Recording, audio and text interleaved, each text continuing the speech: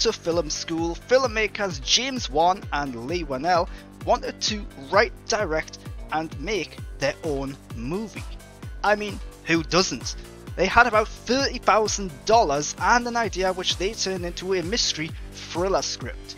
The problem was that they needed a lot more money to make the movie they had in mind. They were encouraged to go all the way from Australia to Los Angeles to try and sell their script. But that was a big gamble. To try and sell the idea even more, Leigh Whannell used $5,000 of his own money and created a short movie entitled Saw. They then managed to sell the movie and cement themselves as the director and actor in it, along with some bold moves from the producers who had to remortgage their headquarters to help fund it. Eventually, they created Saw, the full feature-length movie, and it was a big hit.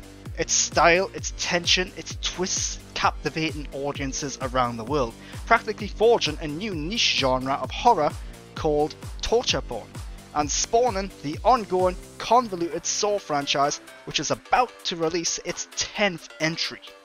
Saw is a staple of horror cinema now. If it's Halloween, it must be Saw. That was the quote we all heard every year and when these films kept coming out. But as popular and as well liked as the first film was, there are some things you probably didn't know about it. So here we are, 10 cool facts about Saw.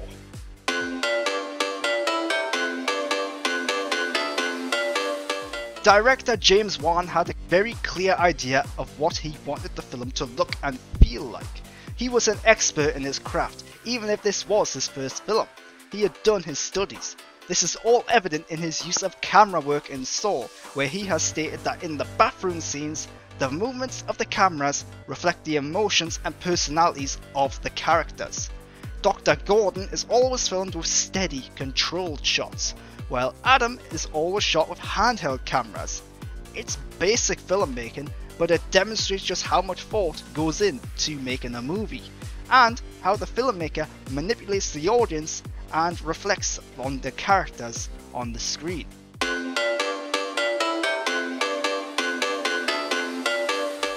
Filmmaking is tricky. There are a bunch of people involved, from actors to producers, writers, camera operators, microphone operators, makeup artists and many more. That means that careful planning and scheduling is key for any film. It also means that films rarely get made in a way that makes sense to the viewers. Films are not usually shot in chronological order. In fact, most films shoot whatever scenes they can in whatever order they can. This film, however, bucks that trend in that all of the bathroom scenes were shot in chronological order. Not because it was convenient or because of scheduling, but by choice. James Wan and the crew wanted the actors to feel what their characters were going through, and filming in chronological order was helpful in that regard, apparently.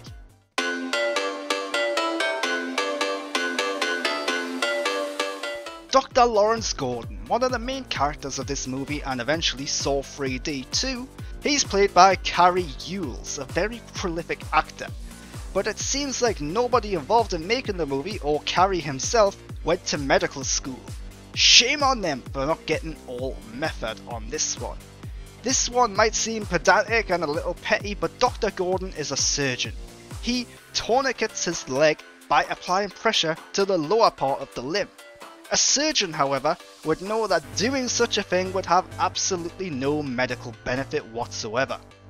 What he should have done was apply the tourniquet to his thigh very tightly, or he could have just not cut his foot off in the first place.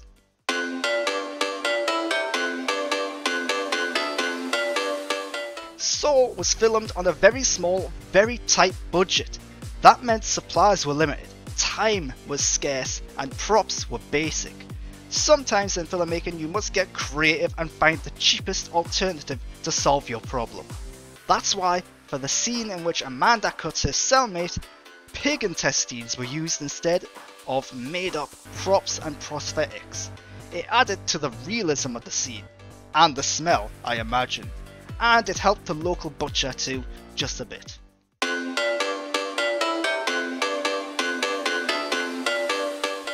This was the first movie by James Wan and Leigh Whannell. I've already explained how they had a limited budget and that they had to spend their own cash to get the film picked up by the studio. But James Wan had to keep making cuts and find trick ways of making the film he wanted to make. For example, there are no exterior shots in the entire movie. It takes place entirely indoors. Inspired by the Blair Witch Project, Leigh Whannell and James Wan were confident they could make a low-budget horror movie. They explored several possibilities, and one of the ideas was that it would be set entirely in an elevator, shot as though viewed through security cameras.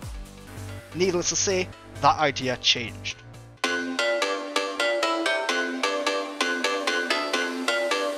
Again, limited budget and limited time. It really impacted the movie, and it meant that the actors had zero time for rehearsals. This worked out well because none of the characters are really supposed to know one another, and it added a rough and gritty feel to it all. Talking to the AV Club, James Wan has stated that he wanted to make an Alfred Hitchcock style movie, but that was nearly impossible because of time constraints. He said, "It was a really tough struggle for me. Every day it was me fighting to get the shots I did not get. I had high aspiration, but there's only so much you can do." The film was eventually filmed in just 18 days, and Danny Glover and Shawnee Smith each completed their scenes in just one day.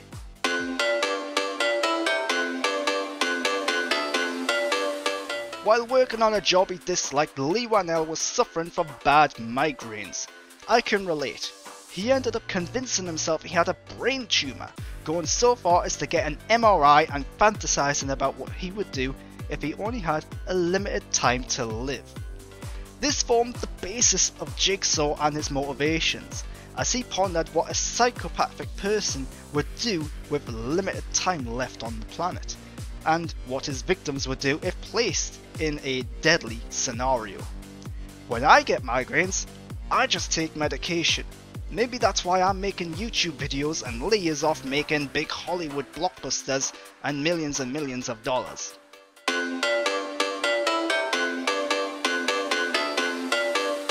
Before settling on the idea for Saw, Leigh Whannell and James Wan had a couple of other ideas in their back pocket.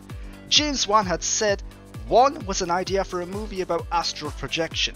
The second one was an idea about a guy who goes to sleep at night and wakes up in the morning with scratches on himself. He notices that something weird is happening to him at night, so he sets up video cameras while he sleeps. And this was many years ago, long before another movie came out called Paranormal Activity. While Leigh and James never went on to make Paranormal Activity, they did make The Conjuring and the Insidious franchise, both of which focus on similar paranormal themes and stories. Director of Saw 6 and 3D, Kevin Grutert, who was also an editor on all of the movies before those entries, was going to direct a Paranormal Activity movie after his stint on Saw 6. But contractual restraints meant that he was brought back and forced to direct Saw 3D instead.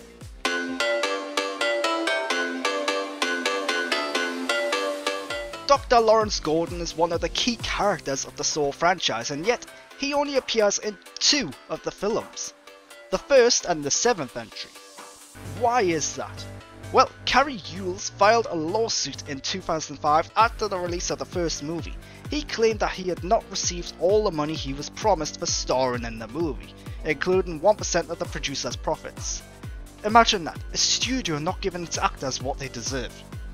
Naturally, this meant he was not on good terms with certain people involved in the franchise, and it took a long time for both sides to come together and agree on a settlement. The fact that he returned for Saw 3D probably means that they gave him his money.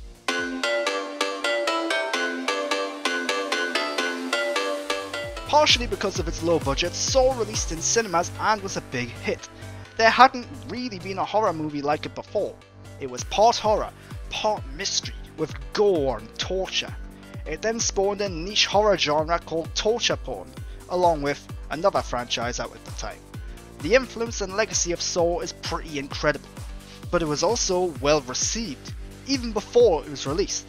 The producers were so happy with the movie that immediately after the film was finished production, they greenlit the sequel.